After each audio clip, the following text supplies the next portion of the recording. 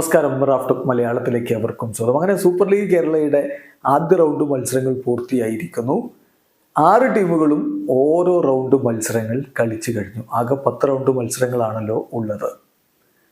ഇപ്പോൾ ആദ്യ റൗണ്ട് കഴിയുമ്പോൾ എന്നെ സംബന്ധിച്ചിടത്തോളം വ്യക്തിപരമായിട്ട് എസ്.എൽ.കെ പ്രതീക്ഷകൾക്കപ്പുറമാണ്. അതാണ് എൻ്റെ അഭിപ്രായം. നിങ്ങൾക്ക് വ്യത്യസ്തമായിട്ടുള്ള അഭിപ്രായങ്ങളുണ്ടാവും. കമൻറ്റ് ബോക്സ് രേഖപ്പെടുത്തുക. ഒരു മാസം കൊണ്ടൊരു ടീം തട്ടിക്കൂട്ടി ഒരു ലീഗ് കളിക്കുക, അതെങ്ങനെ വരാനാണ്, എങ്ങനെ മികച്ച കളികൾ വരാനാണ് എന്നൊരു തോന്നലാണ് ആദ്യം ഉണ്ടായിരുന്നത്. പക്ഷെ കളി തുടങ്ങിയപ്പോൾ കാര്യങ്ങൾ മാറിയിരിക്കുന്നു.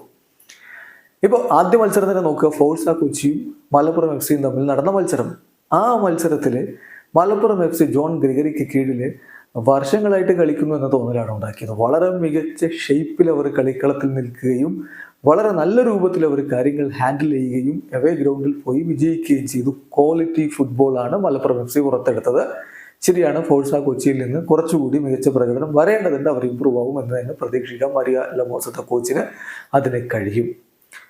പിന്നെ നമ്മൾ കണ്ടത് മലപ്പുറത്തെ സ്റ്റേഡിയത്തിൽ നടന്ന കണ്ണൂർ എഫ് സിയുടെ മത്സരമാണ്. കണ്ണൂർ വാരിയേഴ്സ് എഫ് സിയും തൃശ്ശൂർ എഫ് സിയും തമ്മിലുള്ള മത്സരമാണ്. ആ മത്സരത്തിൽ തീർച്ചയായിട്ടും ആധിപത്യം പുലർത്തിയത് കണ്ണൂർ വാരിയേഴ്സ് എഫ് സി തന്നെയാണ്. തൃശ്ശൂർ മാജിക് എഫ് സി പൊരുതി എന്നുള്ളത് ശരിയാണ്, പക്ഷേ കൂടുതൽ മികച്ച പ്രകടനം നടത്തിയത് കണ്ണൂർ വാരിയേഴ്സ് തന്നെയാണ്. അവർ ആ മത്സരത്തിൽ വിജയം അർഹിച്ചതാണ്.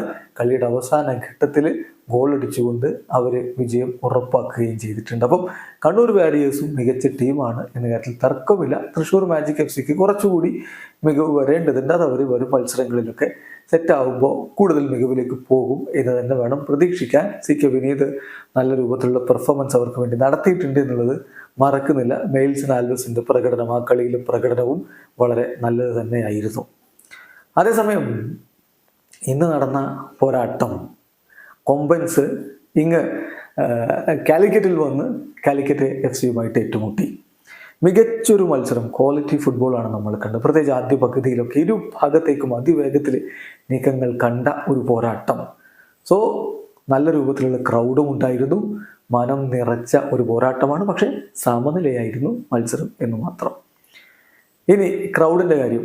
ആദ്യ മത്സരത്തിന് 22,000-ലധികം ആളുകൾ ഉണ്ടായിരുന്നു എന്നാണ് ഒഫീഷ്യൽ കണക്ക്. പക്ഷേ സ്റ്റേഡിയത്തിൻ്റെ കുറേ ഭാഗമൊക്കെ ഒഴിഞ്ഞു കിടക്കുന്നൊക്കെ നമ്മൾ കണ്ടിരുന്നു കൊച്ചിയിൽ. പക്ഷേ കൊച്ചിയിലെ സ്റ്റേഡിയത്തിൻ്റെ കപ്പാസിറ്റി വെച്ച് നോക്കുമ്പോൾ 22,000 എന്ന് പറഞ്ഞാൽ നല്ല ക്രൗഡ് തന്നെ എത്തിയിട്ടുണ്ട് എന്ന് വേണം പറയാൻ. പിന്നെ മലപ്പുറത്തെ മത്സരത്തിൻ്റെ കാര്യം, അത് കണ്ണൂരിൻ്റെ മത്സരമാണ് മലപ്പുറത്ത് വെച്ച് നടത്തിയത്. കണ്ണൂരും തൃശ്ശൂരും തമ്മിലുള്ള മത്സരം തൃശ്ശൂരിൻ്റെ ഹോം ഗ്രൗണ്ടായിരുന്നു. മലപ്പുറത്തെ ഗ്രൗണ്ട് കഴിഞ്ഞ കളിക്ക് തൃശ്ശൂരിൻ്റെ ഹോം ഗ്രൗണ്ടായിരുന്നു. അപ്പോൾ അതുകൊണ്ട് തന്നെ ആളിത്തിരി കുറവുണ്ടായിരുന്നു എന്നുള്ളത് സമ്മതിച്ചേ പറ്റൂ. പിന്നെ മലപ്പുറത്തെ ഗ്രൗണ്ടിൻ്റെ ആ ഒരു മികവിനെ കുറിച്ച് പലർക്കും സംശയങ്ങളുണ്ട്. ആ ചാരിറ്റി മാച്ചിൽ നമ്മൾ കണ്ടതാണ്. ഇപ്പോൾ ഇന്നലത്തെ മത്സരത്തിലും മഴ പെയ്തതിന് ശേഷം നടന്ന കളി നല്ല വെറ്റായിരുന്നു ഗ്രൗണ്ട്.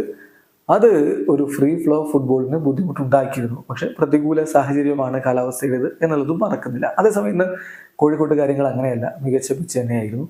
നല്ല ക്രൗഡും ഉണ്ടായിരുന്നു. അപ്പം ഇത് സക്സസ് ആണ്, ഗ്രാൻഡ് സക്സസ് ആണെന്ന കാര്യത്തിൽ തർക്കമില്ല. എന്നെ സംബന്ധിച്ചിടത്തോളം ഞാൻ പറയും, പ്രതീക്ഷകൾക്കപ്പുറം തന്നെ സൂപ്പർ ലീഗ് കേരളം തന്നിട്ടുണ്ട്. ഇനി ഒന്നാം റൗണ്ട് കഴിയുമ്പോൾ ആരാ മുന്നിൽ? മറ്റാര്? മലപ്പുറം എഫ് സി തന്നെ. ഇവിടെ ഒന്നാം റൗണ്ട് കഴിയുമ്പോൾ മലപ്പുറത്തിനും കണ്ണൂർ വാരിയേഴ്സ് എഫ് സിക്കുമാണ് 3 വീതം പോയിന്റുകൾ ഉള്ളത്.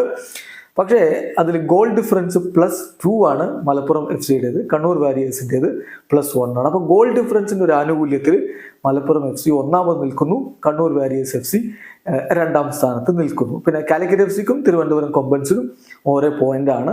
അവരാണ് ഇപ്പോൾ 3-4 സ്ഥാനങ്ങളിൽ. അതേസമയം തൃശ്ശൂർ മാജിക് എഫ് സിക്കും ഫോഴ്സ കൊച്ചിക്കും പോയിന്റുകളില്ല. അപ്പം അവരാണ് 5-6 സ്ഥാനങ്ങളിലായിട്ട് നിൽക്കുന്നത്. ഇതാണ് ആദ്യ റൗണ്ട് കഴിയുമ്പോഴുള്ള ഒരു സ്റ്റാൻഡിങ് എന്ന കാര്യം മനസ്സിലാക്കുക. അപ്പം മലപ്പുറം തന്നെയാണ് ആദ്യ റൗണ്ട് കഴിയുമ്പോൾ 1ാം സ്ഥാനത്തിൽ. ഒന്നാമതുള്ളത് മലപ്പുറം തന്നെ. ഇനി നമ്മൾ 2ാം റൗണ്ടിനായിട്ട് കാത്തിരിക്കുകയാണ്. 2ാം റൗണ്ടിൽ ആദ്യ കളി കണ്ണൂരും കൊച്ചിയും തമ്മിലാണ്. സെപ്റ്റംബർ 13 കോഴിക്കോട് വെച്ചിട്ടാണ് ആ മത്സരം. അതായത് വെള്ളിയാഴ്ചയാണ് ആ കളി വരുന്നത്. 7:30 മത്സരം നടക്കും.